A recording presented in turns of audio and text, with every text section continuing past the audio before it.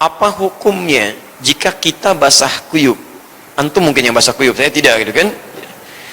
Terkena hujan dan saat itu waktu sholat telah sampai. Apakah kita sholat dengan pakaian basah kuyup tersebut atau menunda sholat sampai tiba di rumah dan mengganti pakaian tadi? Mohon penjelasannya. Jazakallahu khair. Teman-teman sekalian, keadaan hujan di zaman Nabi juga ada hujan. Seperti panas juga ada di zaman Nabi, panas, kan? Tapi apakah kemudian pakaian yang basah kuyup karena hujan bisa membatalkan keadaan dirinya? Ya, maksudnya dipandang dalam keadaan belum suci sehingga harus ganti pakaian, mandi terlebih dahulu dan seterusnya. Syarat-syarat pakaian yang bisa dikenakan untuk menunaikan sholat sederhana sebetulnya. Suci, bebas dari najis. Jadi kalau pakaian Anda tidak tersentuh oleh najis, ya tidak terkena dalam keadaan najis, maka dipandang suci keadaannya, boleh Anda gunakan. Baik dalam keadaan kering ataupun dalam keadaan basah. Apalagi dalam kondisi tertentu. Jangankan dalam keadaan hujan, tidak hujan pun pakaian Anda kena najis, maka tidak bisa digunakan untuk menunaikan sholat. Ya, misal ada kena percikan misalnya, najis, ya, dari misalnya kotoran-kotoran dan sebagainya, maka wajib bagi Anda bersihkan dulu, walaupun dalam keadaan tidak hujan. Ya.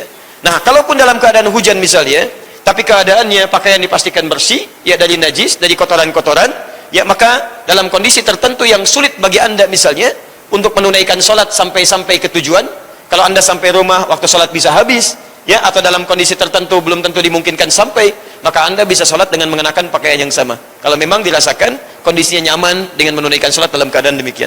Ya, jadi di sini barangkali penting kita turunkan, sepanjang tidak ada turunan najis di sini, maka boleh kemudian digunakan untuk menunaikan sholat. Tahukah Anda tersebut di hadis Muslim di dalam kitabul Lailatul Qadar, ya, tentang kitabus Siyam, pembahasan tentang Lailatul Qadar. Di Rasulullah pernah bermimpi, nanti di Ramadan kita bahas lebih dalam ketika i'tikaf di sini. Beliau pernah bermimpi tentang melihat malam Lailatul Qadar, ya, malam Al-Qadar, ya, malam Al-Qadar.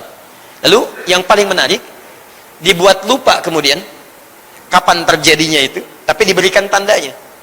Di antara tandanya yang menimpa beliau secara pribadi pada saat itu, ya, beliau terlihat keningnya itu terkena lumpur, jadi ada lumpur basah di keningnya.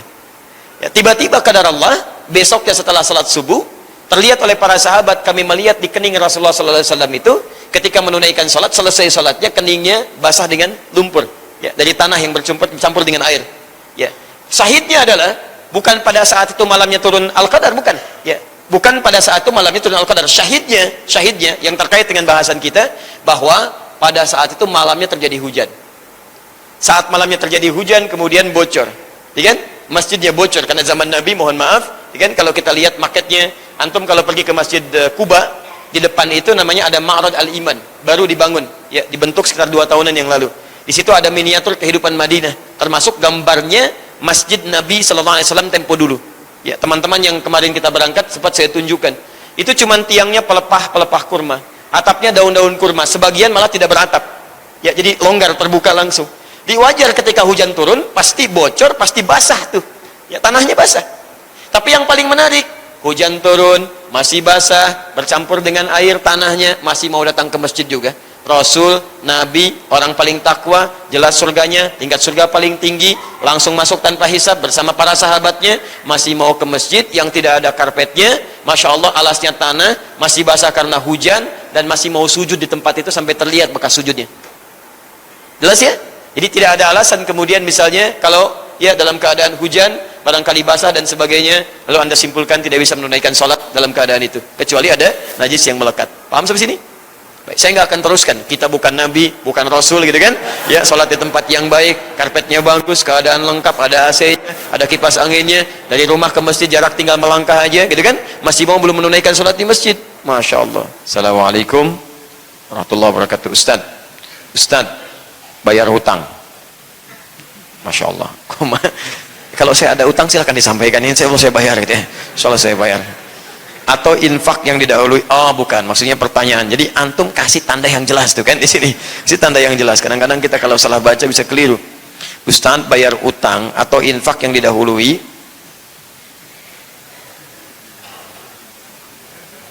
Ini mohon maaf, bukan sayanya, bukan tulisannya yang belum jelas, sayanya mungkin yang kurang paham ini.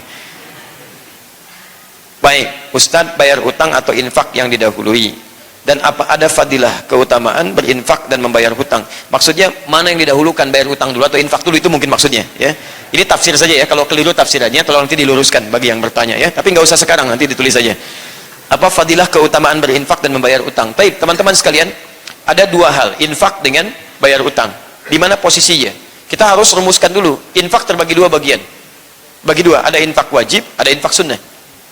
Awas, hati-hati, infak wajib, infak sunnah. Infak wajib ada di Quran surah keempat ayat 34, posisi paling kiri sebelah atas di Quran surah An-Nisa. Infak wajib ini adalah infaknya suami kepada istrinya. Ya, ar-rijalu qawwamuna 'alan nisa bima faddalallahu ba'dahum 'ala ba'dhin wa bima anfaqu min amwalihim. Laki-laki diberikan kelebihan oleh Allah, beda dengan perempuan. Di antara kelebihannya diberikan perangkat untuk mencari nafkah. Nafkah itu singkatan dari infak. Nafkah diberikan kemudian kepada istrinya, kepada keluarganya. Maka ini yang disebut dengan nafkah wajib. Yang kedua, infak sunnah namanya. Ya, di luar yang pokok tadi. Ya, prioritas pada 5 golongan. Tersebut di Quran surah ke-2 Al-Baqarah ayat 215. Posisi paling kanan sebelah bawah. Jadi ini yang 5 golongannya. Ya, wa yas'alunaka madza yunfiqun? Mereka bertanya pada Muhammad apa yang harus diinfakkan? Qul ma anfaqtum min khairin. Katakan kalau mau infak cari yang bagus-bagus, lil walidaini, kepada orang tua.